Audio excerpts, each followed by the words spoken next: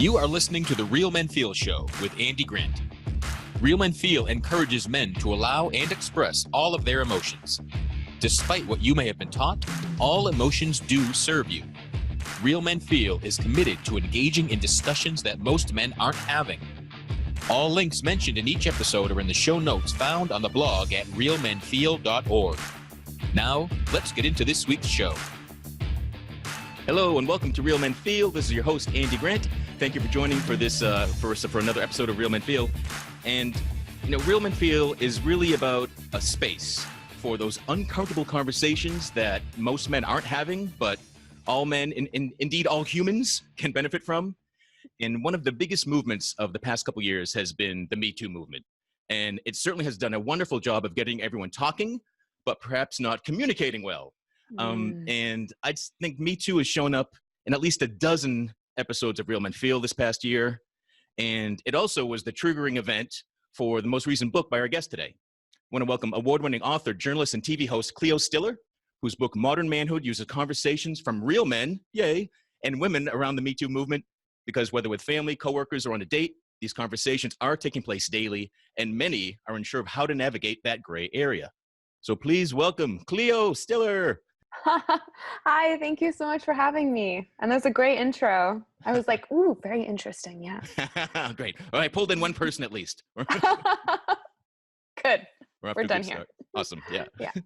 Cool. So I really want to start at the beginning and what got you interested in writing about men and masculinity? Well, I'll tell you, it would not have been my natural pick. I was hosting a television show for several years for Univision's cable network called Fusion. And the show was called Sex Right Now with Cleo Stiller. Pretty provocative title, obviously, but it was a really genuine, thoughtful television show that explored topics of gender identity, body confidence, reproductive rights, health, technology, and sort of the ways that the shifting cultural attitudes and influence from, millennials and how technology is changing these really intimate spaces in our lives were just creating these sort of unprecedented situations. And I started that show because I was a health reporter, and it was only in 2014, by the way, but culturally speaking for this country, that's sort of like dog years. So at the time, right, YouTube was massive, and everyone was going there for their like, oh my God, is this normal? Has anyone heard about this before? Like, ugh. And obviously a lot of the content on YouTube is not factually accurate. So we created that show as sort of a benchmark of like, this is what's happening. This is what people all over the country are feeling and how they're responding to these really new factors in our lives. So that was the television show I hosted for 3 years and was kind of like happily plodding along there in that area.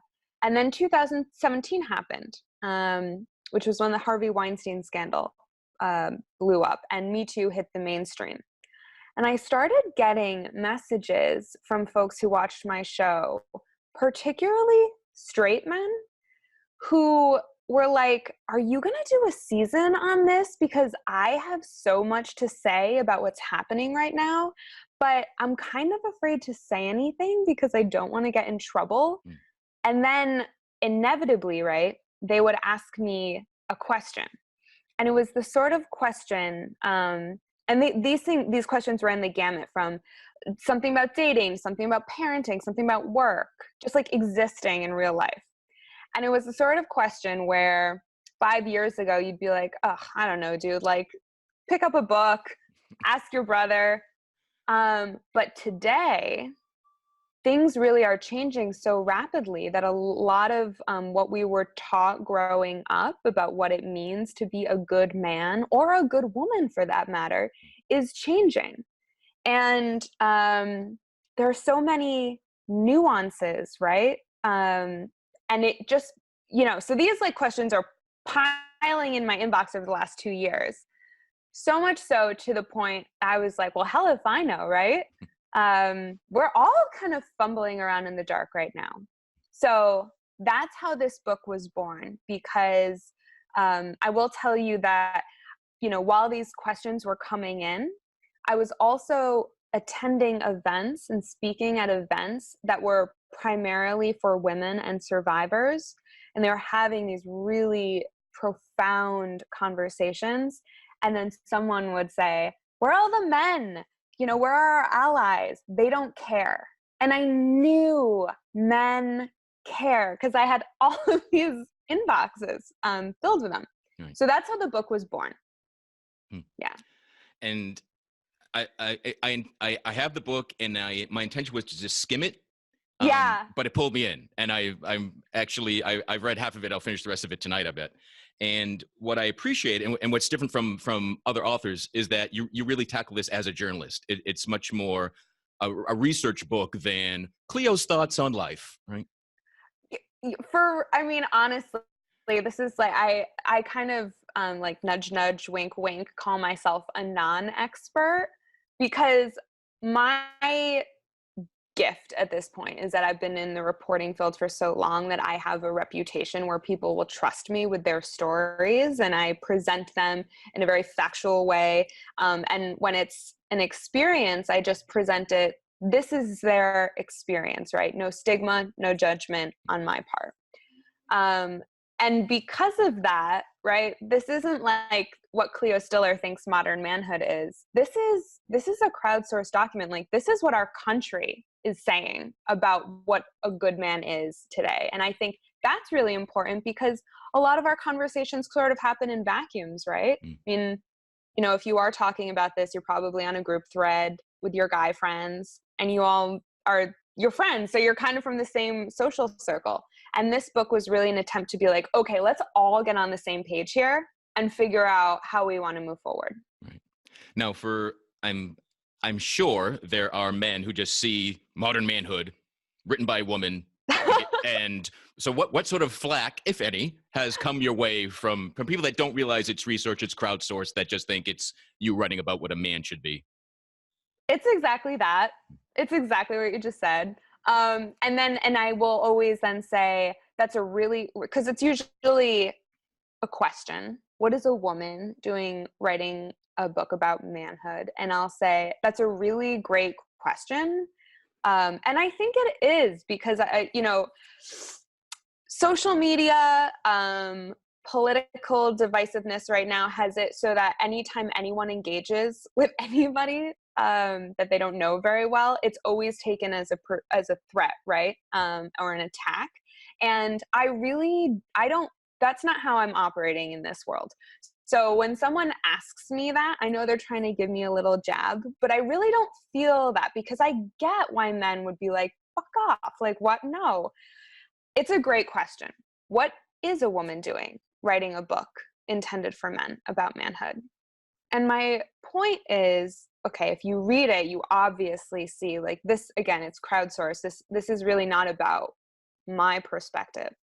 But also that I think it is really a value to have all genders' perspectives at one spot, right? Yes, men need to talk to men about this, and they are, and I hope it continues to happen. But women also need to talk to men about this, and men also need to be heard by women. And newsflash, that doesn't happen a lot. So yeah, I think that there is value to bringing both sides to the table. Yeah. So I have a background in kind of spiritual work, personal growth, and I've been one of the few or only men at lots of events with lots of women. But you mentioning the kind of the Me Too movement and meetings of survivors, that's definitely a place I wouldn't go. It's my assumption that this is a time where a lot of women are angry and they would not want a man entering that sort of sacred space of healing and sharing. So have I been wrong on that, or? It's really, I mean, your question is honestly could have been dealt with in this book. That is a really tough question, and there are no right or wrong answers. There are, this term gets thrown around a lot, but like safe spaces, right? Conversations that are happening for people of like experiences so that they can feel heard and seen and protected.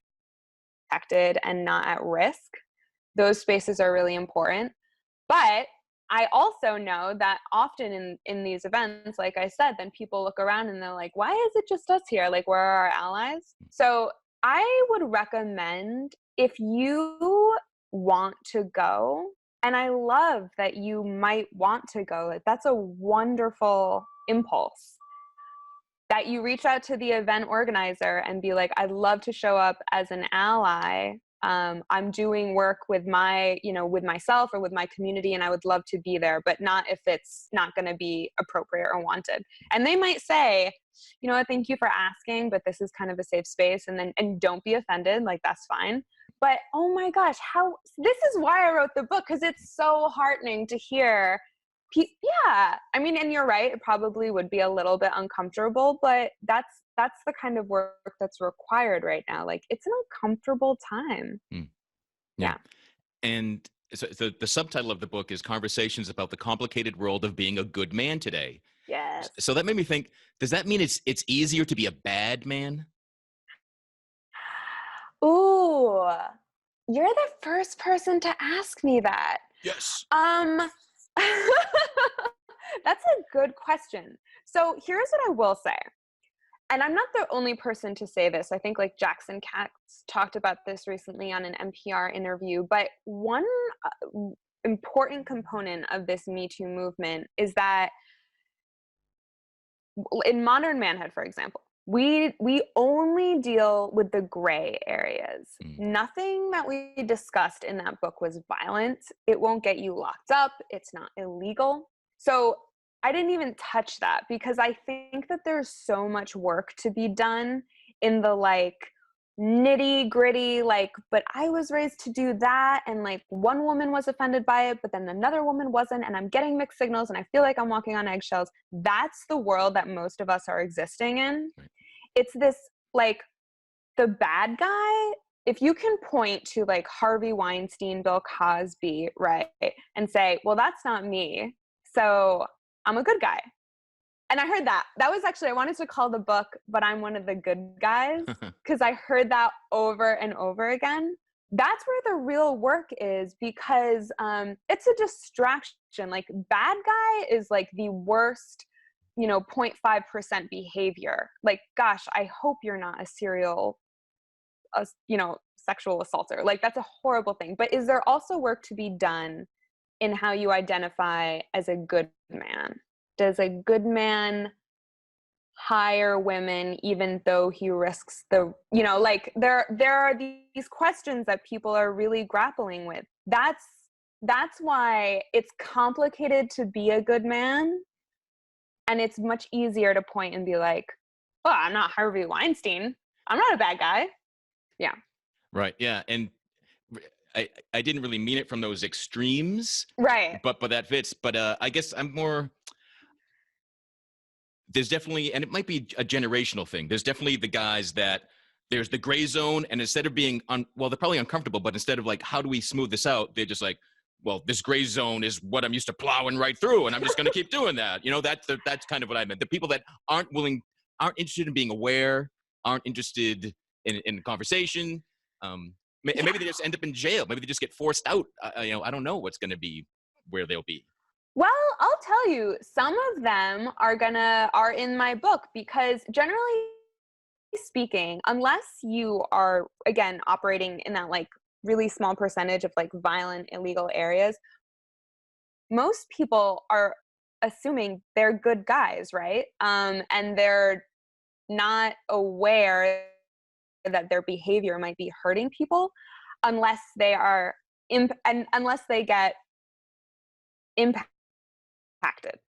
And I know that because I had several men who, when they found out I was writing this book, they were like, oh, thank God, finally someone to listen to my story. Wait till I tell you this. And can I share one with you? It's sure. A good one, I think. So it's from the work chapter.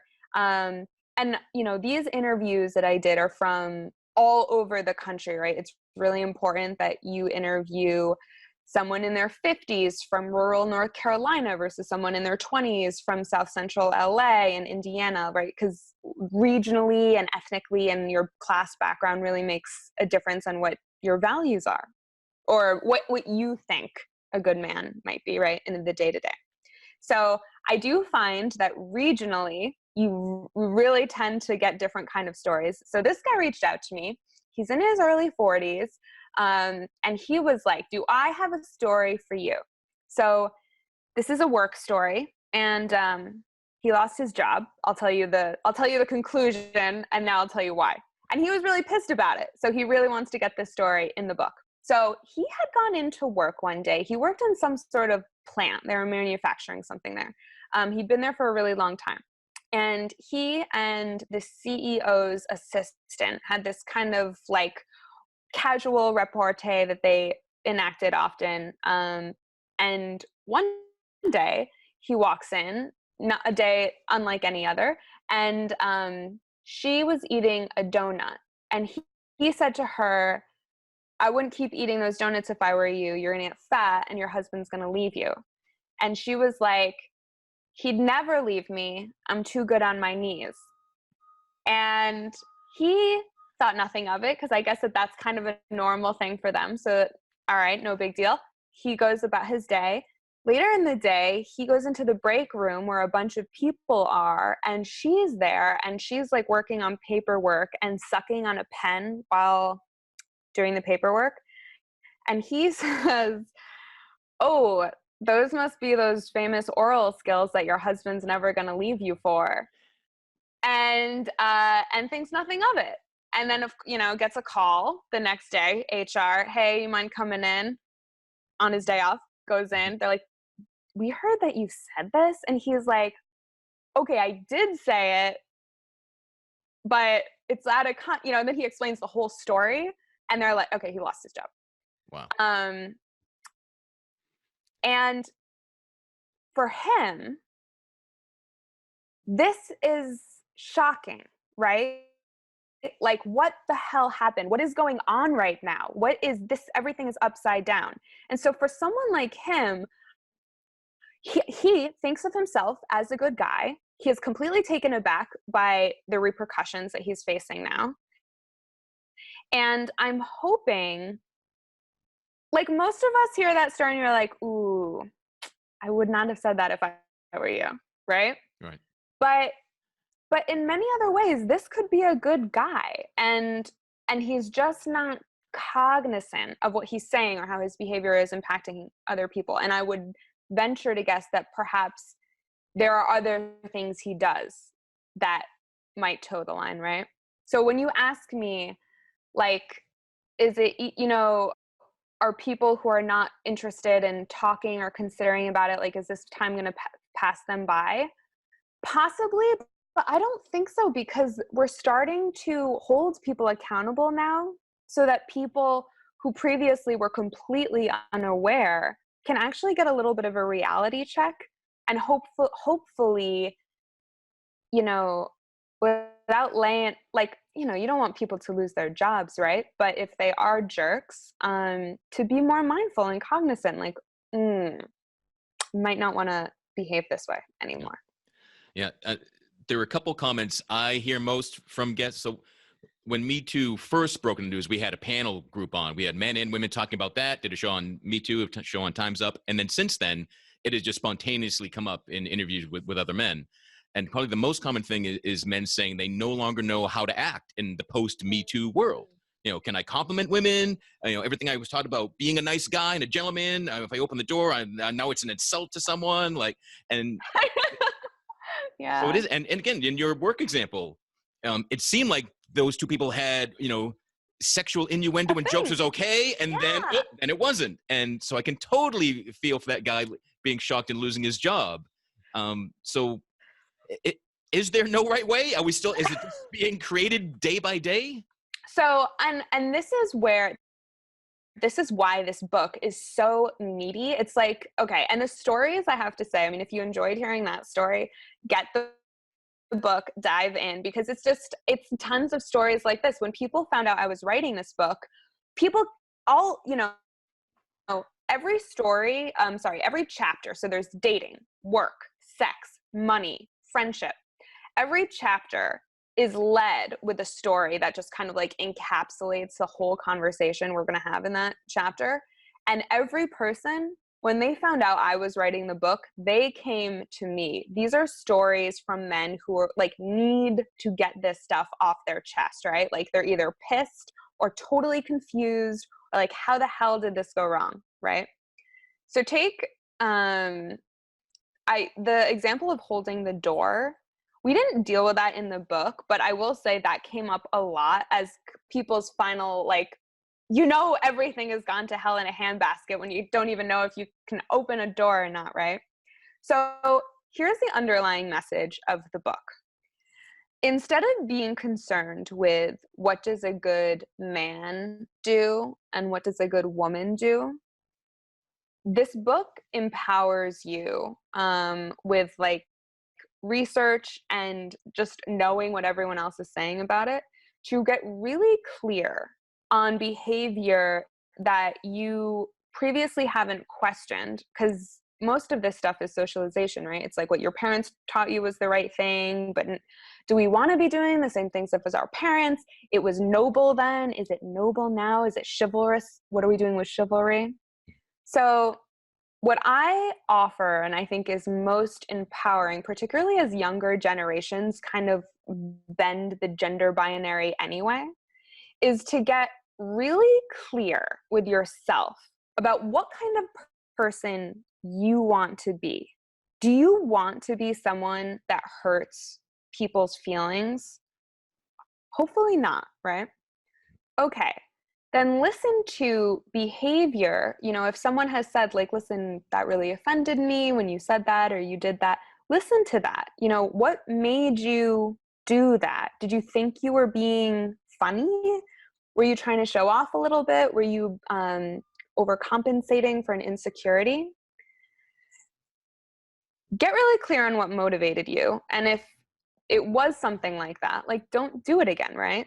And move on.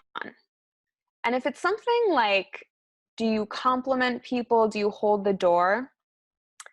Do you want to hold the door for the person behind you? Is that something that makes you feel good? Then you should do it. Don't hold the door open because it's a woman coming or a man coming. Hold the door open because that's what a good person does. And when you're really sure, like, it sounds simple, but that makes it way less confusing and way less, oh my God, the rules are changing and like blah, blah, blah. Take away all of this like outdated notions of like women need the doors held, but men don't, blah, blah, blah. Hold the door because you're a good guy and you should hold the door for the person coming up behind you. When you're complimenting someone, if it's a woman, maybe can you compliment something about their work ethic or their personality or their behavior instead of their appearance? That's like, it's a subtle change, but it might put you on a different path, right? These things, I truly believe that most people out there want to do the right thing. They don't want to walk around upsetting people. And so I think the best course of action, right, is to listen to what people are telling you and then take that opportunity to reflect on your own behavior. And then you're the adult. Like, what do you want to do? Mm-hmm. Is that helpful? Yeah, it is. And it's case by case. Right? And so I opened the door for humans behind me. Yes. And I've never had an experience of a woman taking offense and saying, "Don't you dare do that."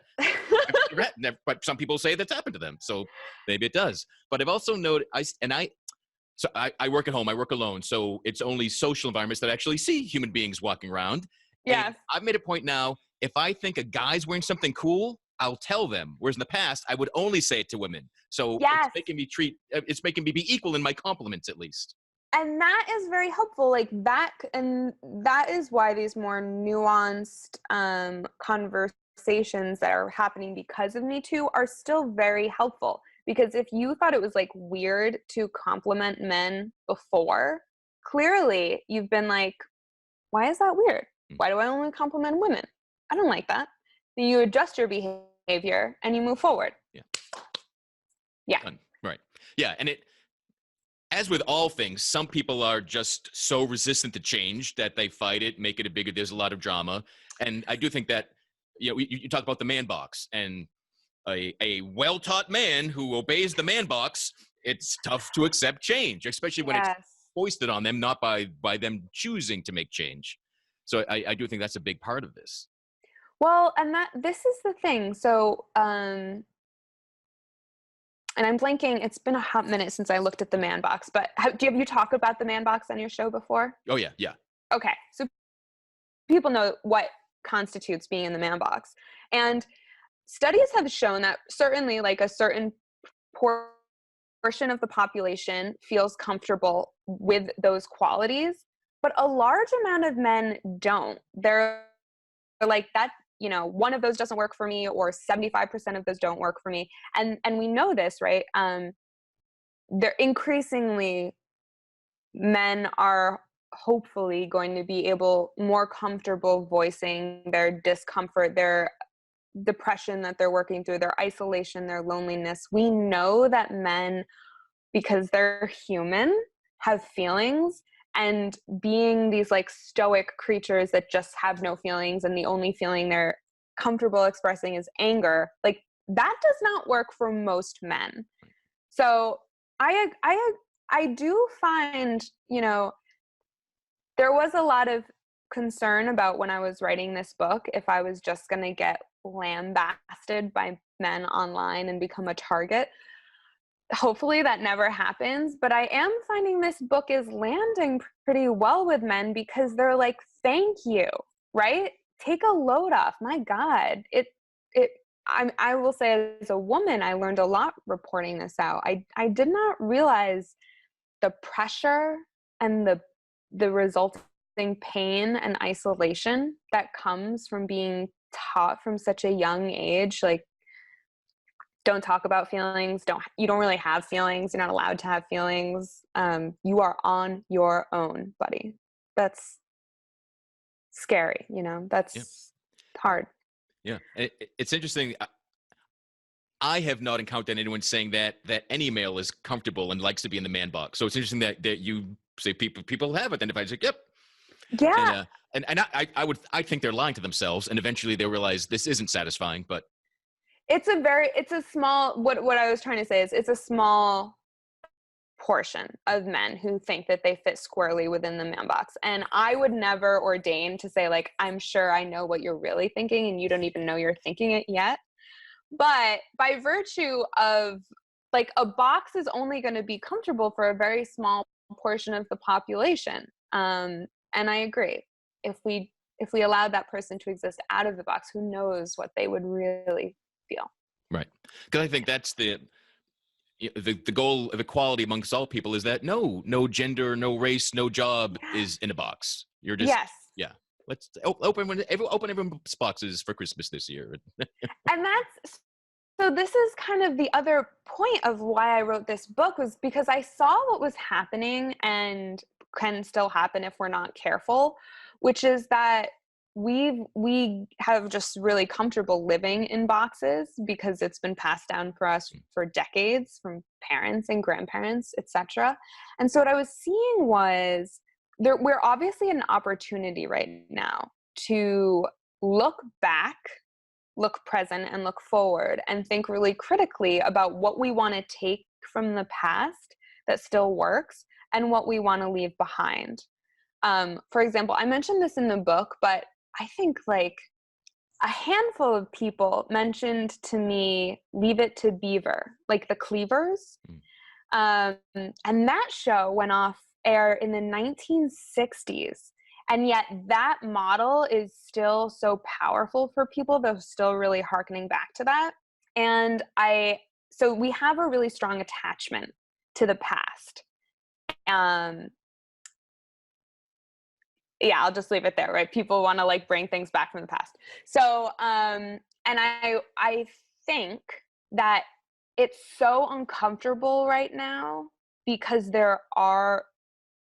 we're asking to break such strong ties to the past Mm. that there are some people, right? And I have interviewed like a fair amount of them who were like, I was on board with Me Too when it first started, but now it's all gone too far. And like, I don't want to hear about it. I don't want to talk about it anymore. I'm done. Enough. And that's really unfortunate because we can move forward. And I love this. Like GQ's new issue out this quarter is called The New Masculinity with Pharrell on the cover. Do you remember a couple years ago when Pharrell's Blurred Lines came out? Yeah. Like, she says no, but I'm really going to get it, you know? So amazing that Pharrell is having a moment of reckoning. You know, one of my favorite podcasts is A Hidden Brain. They just did an episode on, the title is a little bit, The Lonely American Male, but they're really trying to engage with this idea of where we want to go with masculinity and femininity. So I am hopeful, because what I don't want to see happen is people get so pissed off and frustrated with messing up because we're not sitting in the boxes anymore that they're like, forget this, I'm going back in the box. Like, I don't want to talk about it. Yeah, I feel like the fear is that someone says something wrong and trying to navigate, that joke went too far, that comment taken the wrong way, and instead of just a woman in front of them correcting them, saying, "Hey, that offended," taking care of it, then they end up on the news or they lose their job. Or it's this catastrophizing any interaction seems to be the fear in day to day. But another one I heard often, and I know you talk about it in the book, and this one shocked me, but the notion of men in business that to avoid Me Too, I'm going to stop hiring women. And they're serious. And this blew my mind. I was like, well, why don't you just stop the sexual harassment? Isn't that easier? So what do you say to those guys? Oh my God. Well, that was really the most disheartening, I'll tell you. I mean, the sex chapter leads with a story that was disturbing as well. But the amount of men I talked to who had real hiring power and were just like, listen, and they all talk to me on the condition of anonymity, which is understandable. But these are men all over the country in all different sectors. And they were like, I don't want to bother. Oh my God. We cannot have that. We cannot have that. Work is money. That's our livelihood. Like we cannot have men not hiring women, not wanting to mentor their female employees because of how it's being perceived. So the work chapter in general is I think like the most important to read if you are someone who's working with these issues, because the other stuff is kind of relational. Business is very serious though. Our livelihoods are very serious. And so I take this one very seriously. The general takeaways from that chapter are that, first of all, if you're reading the book and you're a good man, you cannot proceed with the attitude of like, this, it's just not worth the risk. Like, I'm not working with women. That is not what a good man does. If you do that, you are not a good man, and you have to sit with that. If you are a good man, you're going to have to work through this fear, and here is how it can be done. First of all, the way that we talk about this in the book, and I think it's kind of helpful to always get a historical context, because the workplace as initially created was not made for women and men. It was made for men. Women were at home. And then during World War II, when men were fighting, women were moved into the workspace, but there were no men. So it was just women. And then when the men came back from fighting and women went back to the home, and then some were like, hey, I want to be in work, right? And so we've had women now increasingly, obviously, moving into the workplace. The workplace never, as like an overarching culture, never accounted for that. Women, when they first entered the workplace, entered in support roles to men, which kind of mirrored the way that we've previously thought about men and women, right? Even in our personal roles. So if you are feeling like it's confusing, it is confusing. It is totally confusing. And that's because we never upgraded to this idea of like, oh, men and women should and can be equal in the workplace. We said it, but structurally, we never made any cultural adjustments, right? And there are a lot of other power inequities that happen in workplaces that we never up-leveled either. So don't, like, you're not on your own. Everyone feels like that. And that's because as a society, we never leveled up. We never leveled up. So we got to level up.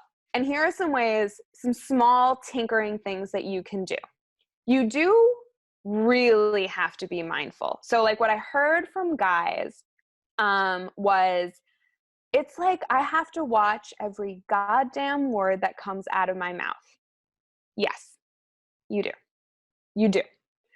And what I will say is I totally empathize with the fact that you're not used to that. And so it feels like it's a pain in the ass. It's uncomfortable. It's taxing on your brain. I completely understand that. It is necessary right now. And part of the reason, as I said, is because things that previously were okay, those really were never okay. That this has been bubbling under the surface for women for decades, and it wasn't okay. And so this adjustment period does mean that you and this I heard a lot. I feel like I'm walking on eggshells. There is a little bit of that. If it makes you feel better as a man to know that women and people of color often, always feel like they're walking on eggshells and almost always have to watch every goddamn word that comes out of their mouth because of how they're going to be perceived. So yes, it's uncomfortable, but it's necessary right now, particularly if you are a good person and you are really committed to seeing our culture get more safe and comfortable and equitable for everybody. You kind of have to take one for the team. So when you're mentoring, when you're taking like one-on-one meetings, right? I heard this a lot. If you take one-on-one meetings with the guys on your team, you have to take them with the women on your team. If you do not want to be alone with a woman in a room with a closed door, then don't close the door. But then you also have to keep it open for your male employees. If you are used to running a lot of business outside of your workspace, listen, I'm a reporter. Almost every job I've ever gotten has gone down drinks after like a live shoot, right? I get that. And actually I talk about one incident where that did not really go in my favor. But I get it. Business happens outside of the office a lot, but you do have to be thoughtful about it, right? It probably should not go down over dinner, far away from the office for no reason. It should go down during business hours. Don't text your employees on their personal devices. That's just like every employee doesn't want their boss texting them on their cell phone anyway. So like do everyone a favor, stop doing that. Things that you're like, but these rules and it's making it less casual and you need to be friendly with people you're doing business with. Totally agree, hear you there. But it's gonna have to be done a little bit differently. And that is, and I hear from people that they're like, well, that's not how, I like to go grab a couple Jamesons after work with the team and like, that's how we bond. I get it. I am a fan of Jameson myself. However, think about the long-term goal. What we're trying to do here, right? If you can do something that could possibly be perceived as like excluding someone who doesn't drink or making a woman on your team feel uncomfortable, isn't it worth it to make those adjustments so that hopefully by the next decade, we've all made those micro adjustments so that business is just conducted in a safer way for everybody? Do you really want to die on the hill of Jamesons downtown with your whole team, like 8 rounds of them? Like, is that the hill you want to die on? I ask people that all the time, right? And I think when you get really clear on that, you're like, that's not the hill I want to die on. Okay.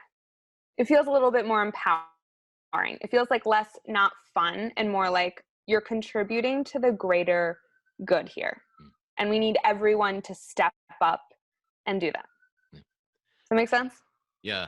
And that talking about that reminds me of all the times the research you did and the history I found really intriguing and eye-opening, and the history of dating, the history of the workplace, the history of Yeah. the pay difference and why all that was. And so Yes. it's really cool setting that up and like, how did we get here? So you did a great job with that. Well, and I'm glad men love history. I know that. and I also think it's really helpful because a lot of people take what's happening right now personally. Like it's a personal assault on them. And it's not entirely personal because a lot of this is history. Like women getting paid less than men, the reason that was initially the case was because it was assumed if you were a woman that your income was just supplementing the man in your life, your husband, your father, your brother. So you didn't really need to make as much because you had the man who was like the primary source and you were just icing on the cake. And that is obviously not accurate. Wasn't then, and it certainly isn't now. But we never upgraded that. So it's this idea of like the pay wage gap. You can't argue with it. You can't argue with numbers, right? But it's not personal. I'm not saying you did it. It's just something that is true because of history and the way that things were initially done. And again, if you're a good man, you're a good person, don't you want to uplevel that? Don't we want everyone to be treated equally and fairly? Yeah. Yeah. And one of many great points you make in the book that I agree with is the notion that neither men nor women are encouraged to ask, to check in, to verbalize when anything comes up about anything of an intimate nature. And even when you're talking in the business world, it's intimate. And you're talking gender and sexuality and, going out for drinks and blurring all these lines. So everything's intimate. And totally. GPS systems and cars and phones have kind of made this irrelevant. But the longest standing joke for men was they don't ask for directions, right? But men also, when I do shows about mental health, men don't ask for help either. And asking for clarity, asking for consent, that's a way, it's a man asking for help. And I think that's been one of the huge barriers to this. But you make it really simple. In the book, you guys like, I get that this is weird, and here's 2 sentences, ask. And it's kind of just saying like, everything's weird now. Can I ask you something? And making it that simple. And, that works. But again, it's this whole asking instead of just acting, instead of just doing what they've always been told, what's always worked in the past. It's that fear of saying, I don't know what I'm doing. I don't know what I'm doing. It's okay.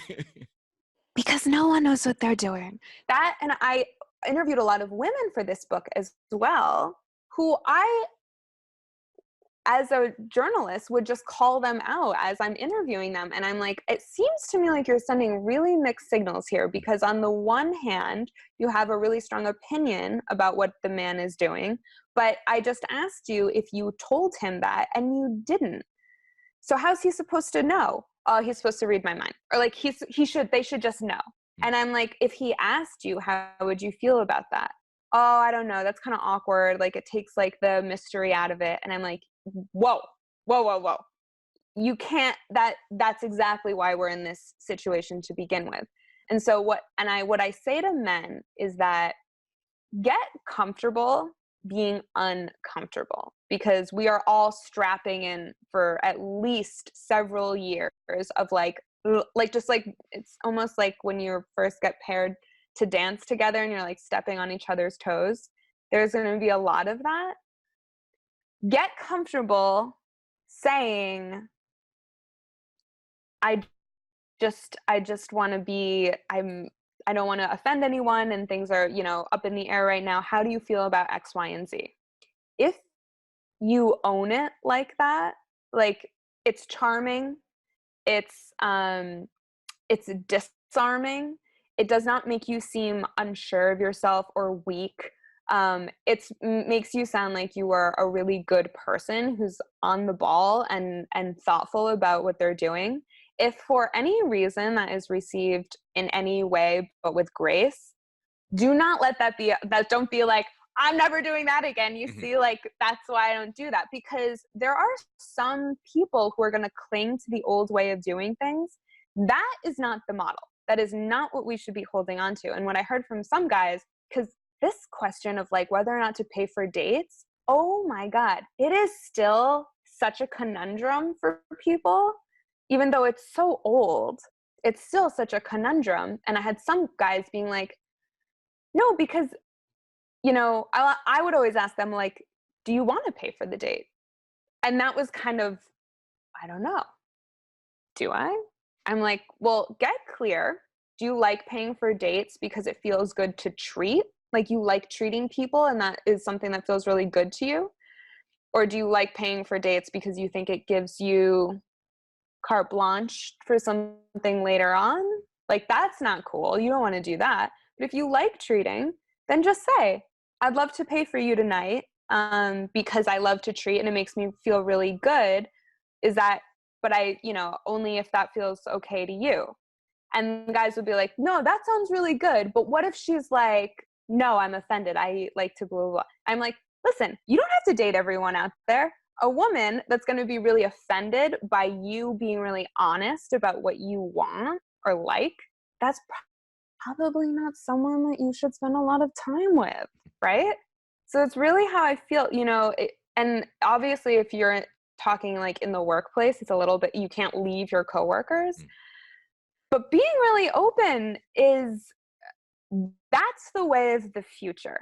Checking in to make sure that behavior you previously haven't questioned isn't hurting anyone, that's the good side to be on. Don't worry if you're like overthinking, overcomplicating things. If someone tells you you are overcomplicating things, be like, that's my way. Like, that's where we're at right now. I'm not going to be the guy who's walking around hurting people. Like, get comfortable with that identity and let everyone else do the, you know, go on their own way. Cool. What do you see as the ultimate goal of the Me Too movement? I think that there is like no one singular goal, because the Me Too movement has so many initiatives or so many missions. I mean, when it was first created, the Me Too movement was to raise awareness around sexual assault and violence against women of color. That is not something that we talk about that being the catalyst in the book, but we don't get into that. That's obviously and that news stories about that go unnoticed by our country. So that's one goal, is to make it so that is not the case. I think, I honestly, the reason I did this book is because I see the potential for this being so far reaching. For example, the money chapter, it wouldn't really have occurred to me to include money in a book about how men are reacting to to Me Too. But it turned out that it really does play it, like, Me Too is changing everything. And so everyone knows Suze Orman, right? The financial guru.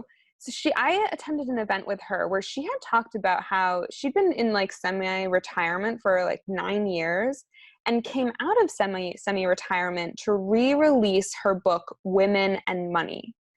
And she did that because in her view, money would not rectify every issue discussed in Me Too, but that one reason women find themselves on the other end of power imbalances where they can't get out of is because financially they are not able to make the move, whether it's like in a personal relationship or work.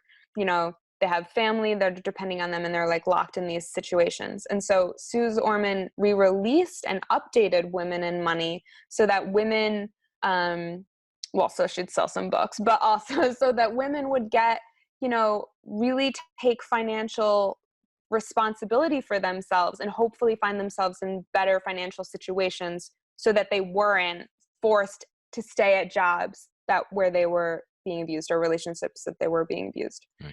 And I think, like, whoa, okay, that I didn't see that one coming. Like, not having better understanding of your own personal finances as a way to combat the impact of, like, well, what Me Too movement is essentially doing is calling out the impact of injustices of power, right? And how they're misused.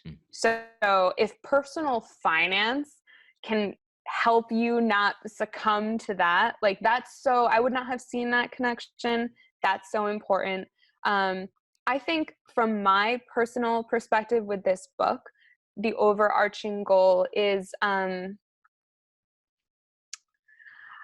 mean, gosh, I had people I interviewed, women who were like my mother's age, so 60s, 70s, who were like, when this whole thing started, I was in favor, but now it's gone too far. You think you have it bad. When I was a young woman your age, every single boss I had tried to put his hand up my skirt. You don't see me complaining about it. And I really, that hurts, because we have been so conditioned to think that anything that isn't that is fine.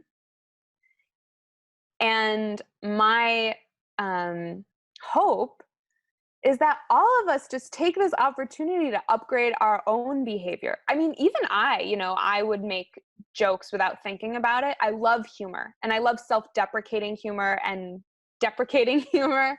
I really tread much more carefully now. And that isn't to say, like, I don't have fun, but I try to make it so that my humor is not about putting other people down. There are a lot of things I took for granted.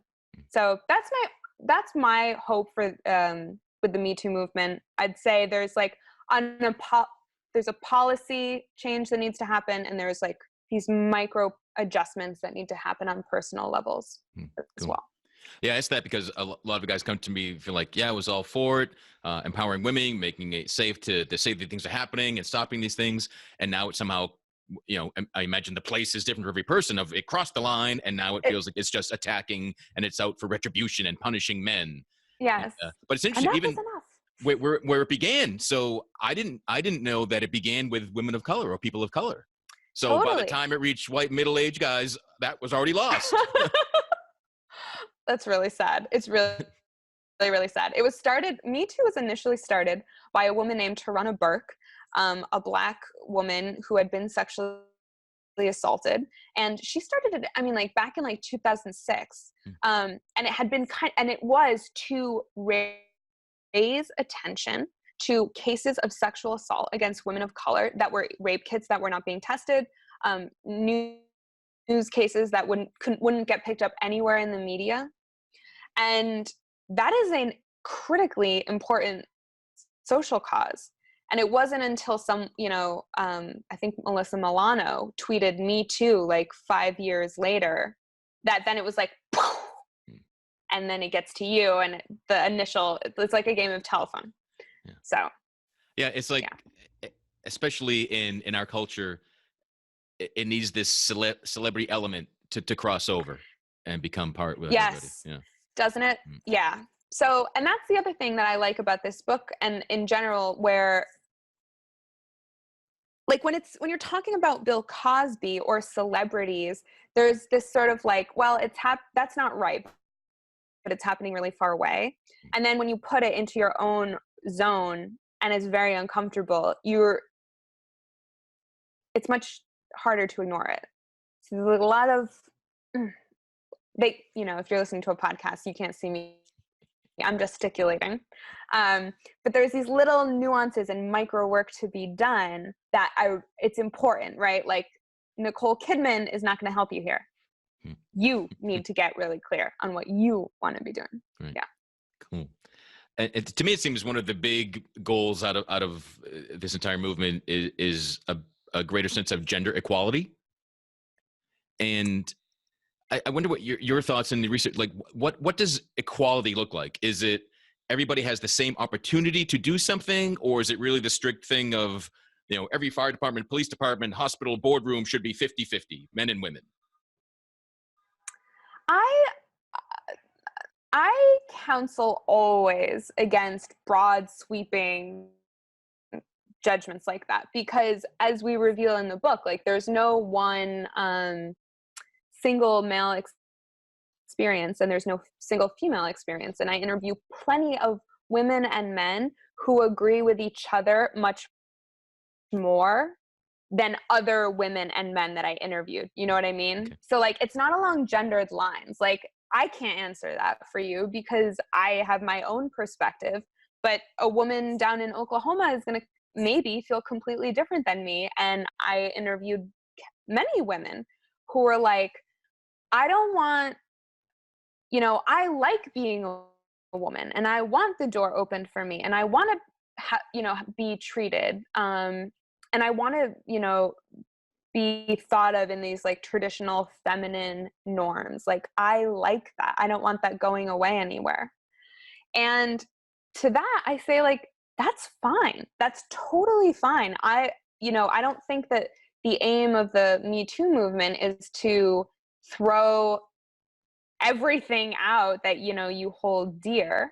I do ask people why, but why is that important to you? Like, why do you want to have the door held open for you? Why do you want X, Y, and Z? If you are quite sure that the reason you want to have the door held open to you is because you feel like that's the nice thing to do, not like because you couldn't hold it open for yourself, then I think, great, take that, right? Where things need to be, so it's like on a personal level, I always leave that to the reader to decide. Like, I give you all the information, the historical context, the way that science works, the way that chemicals and hormones work in your brain. I'm going to give you all that information. And then you can decide as an adult what you're going to pick and choose from, right? On a policy level, when it comes to work, I do feel really strongly that workplaces, and I spoke with one HR woman, she was the most candid HR person I've ever, she was like, I'm like, whoa, HR? She was dropping like some F-bombs in there, but she was real. She was really real. And she was like, any place that does not have diversity, gender diversity, racial diversity, I guarantee you they are going to have a Me Too problem. And that is because, as I said, right, when things are, when the workplace was created just for men, they get done a certain way. And it's like, it's fine that worked for them, but like, gosh, I hope you're not the kind of person that only wants to work in like a male, like no women in the office. If that is your thing, again, you should need to investigate that feeling. But if you do want women and men interacting well in the office, then definitely, absolutely put women in positions of power, because you need those multiple perspectives making the decisions at the top. We say over and over again, when you see like companies that have these terrible advertisements and you're like, oh my God, how did that get out the door? It's always right because they only had like one kind of person making the decisions. Right. So that's where I think like this book operated in many spheres, and Me Too is like implicating in many different ways. I would never tell a person how they should think about gender equality. Like, absolutely not. I'll give you all the information and then you make the decision. But then when it comes to business and policy, we need more women in the top. It's just got to be that way. Cool. Yeah. Got it. Well, cool. I know you have a busy day and a lot of people to talk to, and you're spreading the good word about this very good book, and I do heartily recommend it. Is there anything you want to share about how people can follow you, get in touch with you, any of your social media outlets? Or Totally, yeah. Go to my website, cleostiller.net, and then you can find me on any social media platform, Cleo Stiller. You'll find me there. I'm very friendly, and I really do like talking about this because this book really, has almost 75 original interviews in it and nearly 200 research sources. So like, I'm down, once you read it, come to me. Like, let me know what you thought. Let me know what chapter stood out the most. Let me know if you've got a story that you're like, oh my God, do I have a story for you? Anyway, so thank you so much for having me. Awesome. Yeah, it was a pleasure to have you. And again, I do highly recommend the book. It's full of research and interviews, yet also very casual and open. It is really like having a conversation with you and you kind of just sharing the things you've discovered. So again, I appreciate it and recommend it. And so wherever you're discovering Modern Manhood or discovering that real men feel, please give us a like, comment, subscribe, spread the good word. And until next time, be good to yourself. Thank you for listening to Real Men Feel. Reach out to us at realmenfeel@gmail.com. Learn more about Andy Grant at theandygrant.com. Until next time, visit realmenfeel.org or the Real Men Feel Facebook group and share what you thought of this episode. Please give this podcast a review on iTunes, Google Play, or wherever you are discovering Real Men Feel.